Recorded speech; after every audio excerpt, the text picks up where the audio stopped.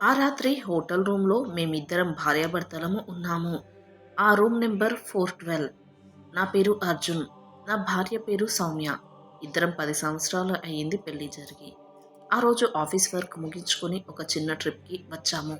రాత్రి ఎప్పటిలాగానే మాటలు, నవ్వులు, పాత గుర్తులు.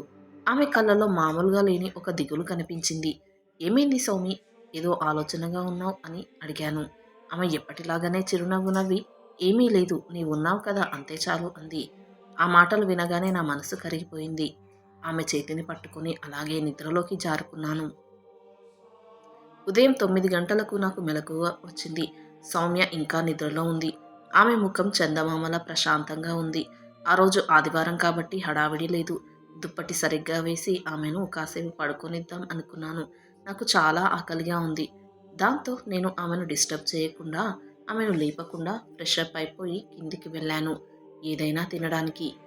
అలా వెళ్ళిన కాసేపటికి నాకు ఫోన్ వచ్చింది. ఆఫీస్ ఫ్రెండ్ ఫోన్ చేశాడు. ఆదివారం కావడం వలన మా ఇద్దరికీ ఇక ఏమీ పనులు లేకపోవడంతో ఫోన్ చాలా సేపే మాట్లాడాము. ఆ తర్వాత నేను నాకై బ్రేక్‌ఫాస్ట్ ఆర్డర్ చేసుకున్నాను. తర్వాత నా భార్యకు తీసుకువెళ్ళాలి అనుకున్నాను. నేను లిఫ్ట్ దిగి రెస్టారెంట్ వైపు నడిచాను. గాజు తలుపులు దాటబోతూ ఉంటే రిసెప్షన్ దగ్గర ఇద్దరు పోలీసులు. ఒకరు హోటల్ మేనేజర్‌తో మాట్లాడుతూ రూమ్ నంబర్ 412 పేరు సౌమ్య అని రిజిస్టర్‌లో ఉంది కదా అని అడుగుతున్నారు. అది విని నా కాళ్ళు అక్కడే నిలిచిపోయాయి. గుండె జారిపోయింది. ఏదో తెలియని భయం. నేను దగ్గరికి వెళ్లి వినబోతూ ఉంటే హోటల్ స్టాఫ్ ఒకరు నన్ను ఆపారు. "సార్ ప్లీజ్ ఇటు రండి, ఇటు రండి" అని గబగబా లాగాడు. అతడి కళ్ళలో భయం స్పష్టంగా కనిపించింది. నాకు ఏమీ అర్థం కాలేదు. నా పేరు కూడా అడగకుండా ఎందుకు ఆపాడు? నా భార్యకు ఏమైంది? ఆలోచనలు తలలో గిర్రున తిరిగాయి. నేను లిఫ్ట్ వైపుకి పరుగు పెట్టాను. లిఫ్ట్ బటన్ నొక్కి చేతులు వణుకుతున్నాయి. లిఫ్ట్ గాజులో నా మొహం చూసుకున్నాను. పచ్చిగా పెదవులు తెల్లబడి కళ్ళు ఎర్రగా చెమటతో ఉన్నాయి. 4 అంతస్తుకి లిఫ్ట్ ఎక్కుతూ ఉంటే ప్రతి సెకండ్‌కి ఒక యుగంలా అనిపించింది. లిఫ్ట్ తలుపులు తెరుచుకున్న వెంటనే నా కాళ్ళు తడబడ్డాయి. మా రూమ్ ముందు 5, 6 నిలబడి ఉన్నారు. 2 పోలీసులు, ఒక డాక్టర్, హోటల్ మేనేజర్, ఇంకో 2 స్టాఫ్. అందరి మొహాలు పాలిపోయి ఉన్నాయి. నేను గొంతు బిగబట్టి "సౌమ్య? సౌమ్య ఎక్కడ ఉంది? అసలేం జరిగింది?" అని అరిచాను. ఒక ఇన్స్‌పెక్టర్ నా భుజం పట్టుకొని "లోపలికి రండి. ధైర్యంగా ఉండండి" అన్నాడు.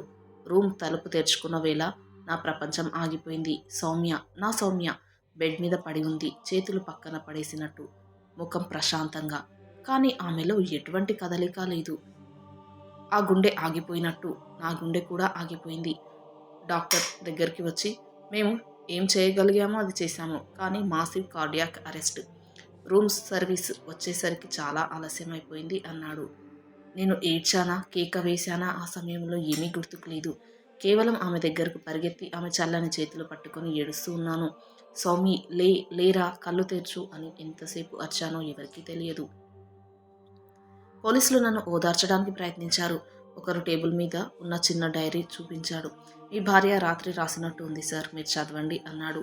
నా చేతులు వణుకుతూ ఆ డైరీ తెరిచాను. మొదటి పేజీ ఖాళీ. రెండోది కూడా. మూడో పేజీలో ఆమె చేతిరాత. "అర్జున్, నువ్వు నా ప్రాణం. ఈ రాత్రి బహుశా నా జీవితంలో ఆఖరి రాత్రి అయి ఉండవచ్చును. నీకు ఎప్పుడూ చెప్పలేదు కానీ గత ఏడాది నుంచి నా గుండె చాలా బలహీనంగా ఉంది. డాక్టర్ చెప్పారు నాతో ఎప్పుడైనా ఆ గుండె ఆగిపోవచ్చును అని. ఈ విషయం నీకు ఎలా చెప్పను? నీ కళ్ళల్లో నన్ను చూస్తే నాకు బతికే ధైర్యం వచ్చేది. నీ బాధ నాకు తెలిసి నేను బ్రతకలేను. అందుకే దాచాను. ప్రతిరోజు నీవు ప్రేమ అంతా ఆక్సిజన్‌లా ఉండేవి. ఇప్పుడు ఆ ఆక్సిజన్ అయిపోతుంది. నన్ను క్షమించు. నేను ఒంటరిగా వదిలేస్తున్నానని నా మనసు బాధపడుతోంది. కానీ నేను వెళ్తున్నాను. కాదు, నీ గుండెల్లోనే ఉంటాను. నీవు ఏడవొద్దు. నీవు బలంగా ఉండాలి. నా కోసం కాదు, మన ప్రేమ కోసం. నువ్వు నవ్వితే నేను ఎక్కడున్నా సంతోషిస్తాను. ఎప్పుడైనా ఒంటరిగా అనిపిస్తే ఈ ఉదయం నీవు నా దుప్పటి సరిచేసిన స్పర్శ గుర్తుకు చేసుకో. ఆ హాయిని నేను తీసుకువెళ్తున్నాను. నీ సౌమ్య." ఆ అక్షరాలు చదివిన ప్రతి సెకండ్ నా గుండె ముక్కలైంది. ఆమె ఒంటరిగా ఎంత బాధను మోసింది. నేను ఆమె దగ్గరగా లేనప్పుడు రాత్రులు ఎలా గడిపింది. ఉదయం ఎలా గడిపింది. ఎన్ని రోజులు ఇలా నొప్పిని తట్టుకుంటూ నా పక్కన నటించింది. నేను ఏడుస్తూ ఆ డైరీని గుండెలకు హత్తుకున్నాను. ఆ రోజు మధ్యాహ్నం ఆమె శవం పోస్టుమార్టం కోసం తరలించారు. నేను ఒక్కడినే కూర్చొని ఆ రూమ్‌లో గంటలు గడిపాను. ఆ బెడ్ మీద ఆమె వాసన ఇంకా ఉంది. ఆ దుప్పటి మీద ఆమె ఒడి గుర్తు ఇంకా ఉంది. నేను ఆ దుప్పటిని గుండెలకు హత్తుకొని ఏడ్చాను. ఒక్కసారి కూడా ఆమె బాధ నాకు తెలియలేదు. ఆ తర్వాత రోజులు, నెలలు, సంవత్సరాలు గడిచాయి. కానీ ఆ హోటల్ రూమ్ 412, ఆ దుప్పటి స్పర్శ, ఆ డైరీ పేజీలు, నా భార్య, నా గుండెలో ఎప్పటికీ చెరిగిపోని గాయాలు.